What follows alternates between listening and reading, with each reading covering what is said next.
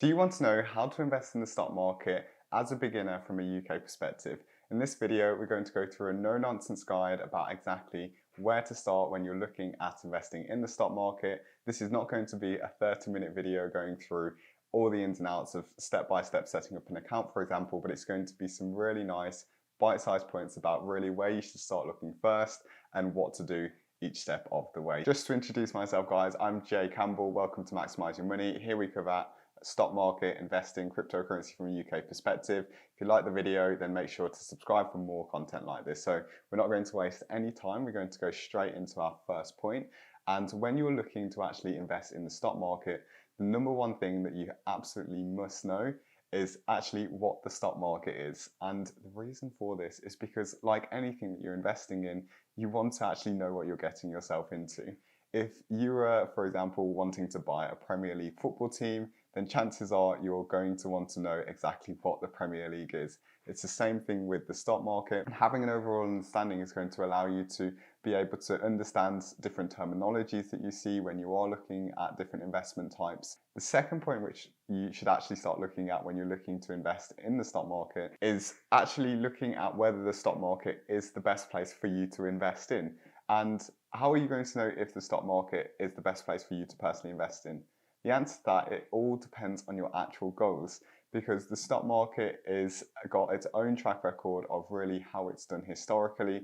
For example, I've got a video up here about why I'm investing £20,000 in 2021 in the stock market, and that goes to show exactly how over the long term that actually stocks can do very well, but it might be the case that you have very short-term goals and maybe the stock market is probably in that situation not the best investment for you. So look at all the other asset classes. You've got different areas that you can invest in, like real estate, gold, cryptocurrencies, bonds. There's loads of different ways that you can invest in. Put your goals, see actually based on my goals, will this strategy of investing in the stock market give me the results that I want? And the only person that is going to be able to really answer that question is yourself, because everybody's goals are different. So even if you've seen people doing different types of investments, that might do well for them, but if you had a completely different scenario, it might not be the case for you. So always remember, focus on yourself and your own goals, and that is the very best place to start. Now, just want to say here, by the way, everything that I'm sharing with you is purely from my own research, from my own actual due diligence of looking at the stock markets, researching, gathering information to help myself. None of this is financial advice, and it should not be taken as financial advice. You'll notice that I place a big emphasis on doing your own research, because at the end of the day, that means that you're accountable to your own decisions, and that's the best way. Now, the third thing that you're going to want to think about is actually understanding how much money do you want to invest, have a set percentage of your total net worth going into the stock market. So that is a really popular way. So let's just say you have a net worth of £100,000. Maybe you say, out of this, I want to put 20% of my net worth into stocks, and that would be exactly what you would do in that situation. So that's a popular way. The key point just to mention here is that you only want to invest what you're willing to lose.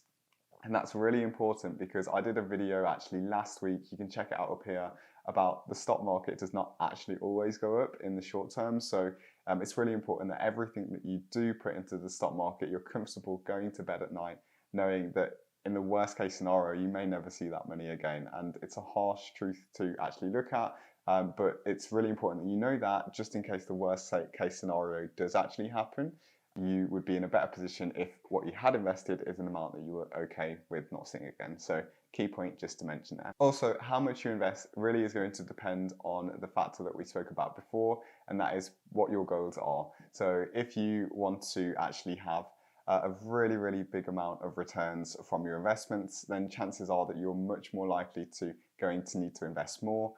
You should, again, just make sure that you are investing something that you're comfortable with.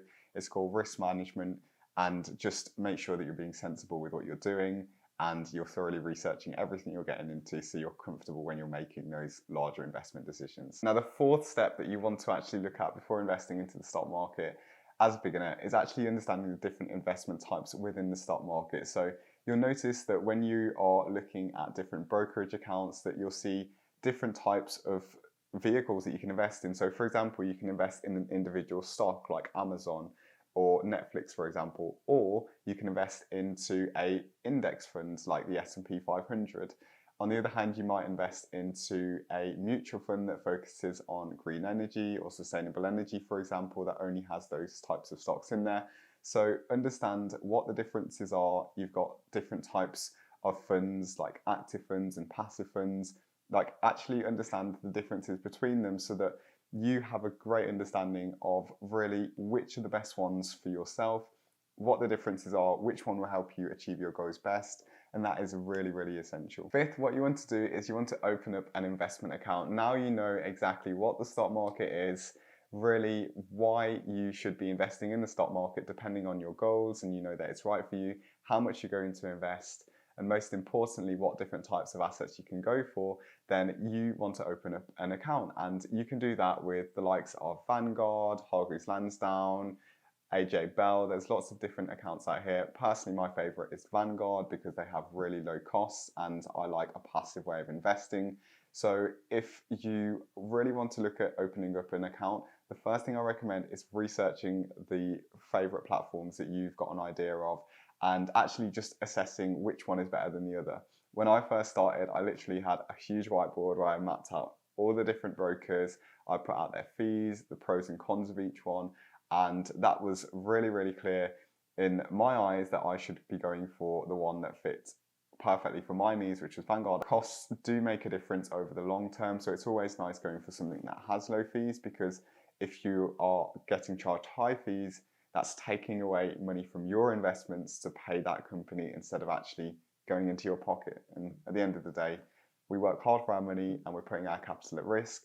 So you do want to see the biggest return possible on your investment. Finally, what you want to do is you want to have a plan for your deposits. So do you want to just invest one time and kind of leave it as that for the rest of the year? Or do you want to invest on a more consistent basis? So for example, on a monthly basis, there's something called dollar cost averaging, where rather than just dumping a load of money into the stock market at one time, what you are able to do is invest smaller amounts on a more consistent basis. So that is something that is really, really useful because actually you can set this up in most instances automatically. So actually you're investing without even having to think about it, which is great, because then you know your money's going off doing the work for you, which is fab.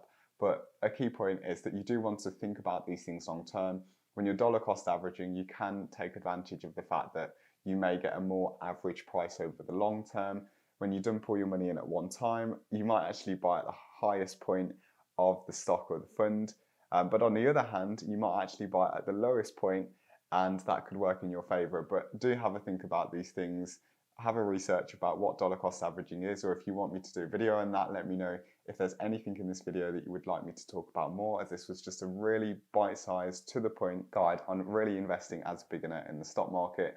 These are things that I had to do to get started on my journey, and I just want to share that all with you to help you, because it was totally crazy going through all of this by myself. I didn't really find a short video that kind of got to the point like this, so that's why I've made this. I really hope you've enjoyed this video. For more videos on how to invest in the stock market, cryptocurrencies, and funds from a UK's perspective, then just go ahead, subscribe to the channel, like the video if you love this. I've got 2 videos on the screen that talk more about investing in the stock market, so you can go ahead and check out those, and I will see you later, guys. Take care.